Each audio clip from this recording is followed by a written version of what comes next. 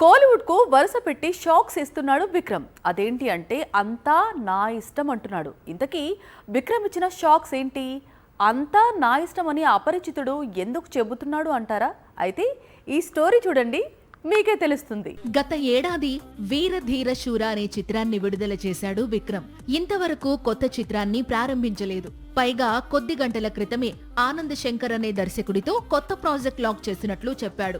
అదేంటి, last 1 year నుంచి విక్రమ్ ఏం చేస్తున్నాడు అనే డౌట్ రావచ్చు. నిజానికి వీర ధీర శూర తర్వాత విక్రమ్ ఇమ్మీడియట్ గా 96 డైరెక్టర్ తో మూవీ అనౌన్స్ చేశాడు. కట్ చేస్తే ఈ ప్రాజెక్ట్ ను పక్కన పెట్టాడు. మళ్ళీ మహావీరన్ డైరెక్టర్ తో మూవీ చేయబోతున్నట్లు చెప్పాడు. కట్ చేస్తే ఈ ప్రాజెక్ట్ ను కూడా పక్కన పెట్టాడు.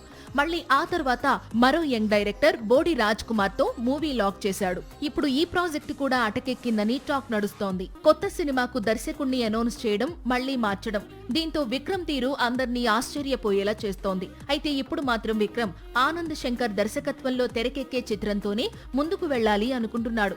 ఆనంద్ శంకర్ అంటే గతంలో విక్రమ్ తో ఇంకొకడు తీసిన డైరెక్టర్. విక్రమ్ మాత్రమే కాదు, రజనీకాంత్ కూడా కోలీవుడ్ కు వరుస పెట్టి షాక్స్ ఇస్తున్నాడు.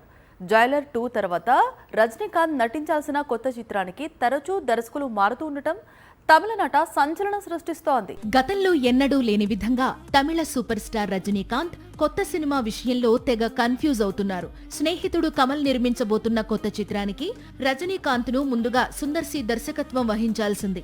అయితే అనౌన్స్మెంట్ తర్వాత సుందర్ తప్పుకున్నాడు. సుందర్ తర్వాత రజనీకాంత్ సినిమాకు డైరెక్టర్ గా గతంలో శివకార్తికేయన్ హీరోగా నటించిన డాన్ సినిమా డైరెక్టర్ సిబి చక్రవర్తిని ఖరారు చేశాడు.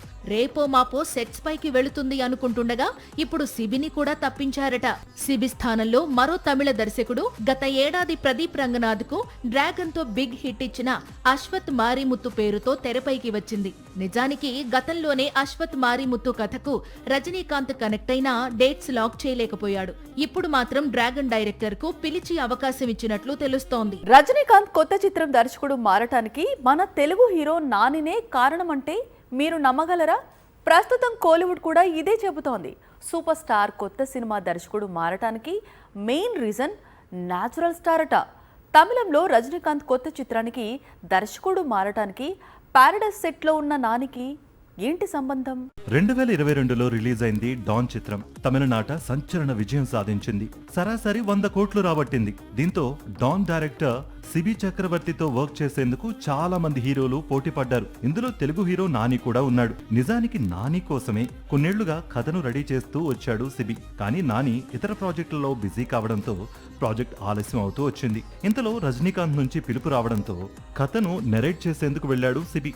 అంతే వేగంగా తన కథను ఓకే చేయించుకుని రజనీకాంత్ ను డైరెక్ట్ చేసేందుకు వెళ్లాడు. అయితే నాని సినిమా కోసం తీసుకున్న అడ్వాన్స్ విషయంలోనే నిర్మాత నుంచి అబ్జెక్షన్ వచ్చినట్లు, దీంతో రజనీకాంత్ చిత్రాన్ని సిబి వదులుకున్నట్లు ప్రచారం సాగుతోంది.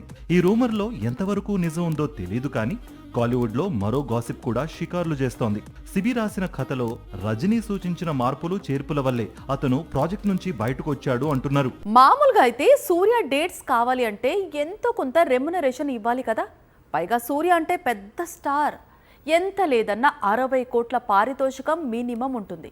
కానీ తమిళనాడులో ఒక ప్రొడ్యూసర్ మాత్రం ఫ్రీగా సూర్య డేట్స్ పట్టేశాడు. రూపాయి కూడా రెమ్యునరేషన్ ఇవ్వకుండా సూర్యతో కొత్త సినిమాను తీసేశాడు. ఇంతకీ ఎవరా లక్కీ ప్రొడ్యూసర్? ఎందుకని సూర్య అంత పెద్ద బంపర్ ఆఫర్ ఇచ్చాడు? తెలుగు, తమిళ, కన్నడ, మలయాళ మార్కెట్స్ లో తిరుగులేని కథానాయకుడు సూర్య. అలాంటి హీరో డేట్స్ ను ఫ్రీగా పట్టేశాడు తమిళ నిర్మాత ఎస్ఆర్ ప్రభు. ఆయన బ్యానర్ నుంచి వస్తోన్న చిత్రమే కరుప్పు. తెలుగులో వీరభద్రుడు పేరుతో రిలీజ్ కు రెడీ అవుతోంది. సూర్య అంటే చాలా పెద్ద స్టార్. అలాంటి స్టార్ డేట్స్ ను తమిళ నిర్మాత ఫ్రీగా అందుకున్నాడు అంటే అదంతా సూర్య వల్లే అని చెబుతోంది కోలీవుడ్. ఆర్జే బాలాజీ డైరెక్ట్ చేసిన ఈ చిత్రానికి సంబంధించి షూటింగ్ పూర్తయింది. మే 14న గ్రాండ్ గా రిలీజ్ అవుతోంది. నిజానికి తన సినిమాలో నటిస్తున్నందుకు సూర్యకు అడ్వాన్స్ ఇవ్వాలనుకున్నాడు నిర్మాత ప్రభు. అయితే ముందు సినిమా పూర్తి కానివ్వండి అన్నాడట. ఆ తరువాత పారితోషికం గురించి అడిగితే ముందు cinema theatrical, non theatrical business complete కానివ్వండి అన్నాడట. ఇప్పుడు అడిగితే సినిమా రిలీజ్ అయిన తరువాత చూసుకుందాం అంటున్నాడట. వీరభద్రుడు చిత్రానికి తమిళనాట మంచి బజ్ ఉంది. సినిమా ఘన విజయం సాధిస్తే మాత్రం సూర్య తన కెరీర్ లోనే బెస్ట్ రెమ్యునరేషన్ అందుకున్నా ఆశ్చర్యం లేదంటున్నారు ట్రేడ్ పండితులు. రిలీజ్ కు రెడీగా ఉన్న చిత్రం థియేటర్స్ లోకి రావాల్సిన సినిమా ఆన్లైన్ లోకి వచ్చేసింది. పైరసీ బారిన పడి విలవిలలాడుతోంది. దీంతో కోలీవుడ్తో పాటు ఆ సినిమా డైరెక్టర్ కూడా షాక్ అయ్యాడు. 400-500 కోట్లతో తెరకెక్కిన చిత్రం ఆన్లైన్లోకి లీక్ అవడంతో బాధపడుతున్నాడు.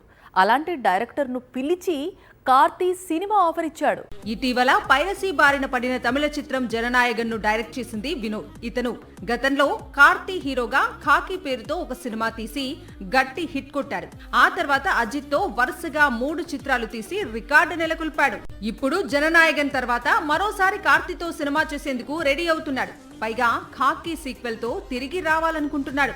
అదే నిజమైతే అంతకంటేనా అంటున్నారు ఖాకీ మూవీ ఫ్యాన్స్. 2017లో రిలీజ్ అయిన మొదటి తెలుగు తమిళ భాషల్లో మంచి విజయాన్ని అందుకుంది. నిజానికి జననాయగన్ తర్వాత సూర్యను డైరెక్ట్ చేసేందుకు వినోద్ స్టోరీ రెడీ చేశాడు. అయితే సూర్య ఇతర ప్రాజెక్ట్స్ లో బిజీగా ఉండటంతో రంగంలోకి కార్తీ దిగాడు. త్వరలోనే ఖాకీ సీక్వెల్ సెట్స్ పైకి వెళ్లనుంది. ఇది వాళ్ళ స్క్రీన్ ప్లే అప్డేట్స్. మరిన్ని అప్డేట్స్ తో మళ్ళీ కలుద్దాం. Keep watching Sakshi. This is Anjali signing off. By.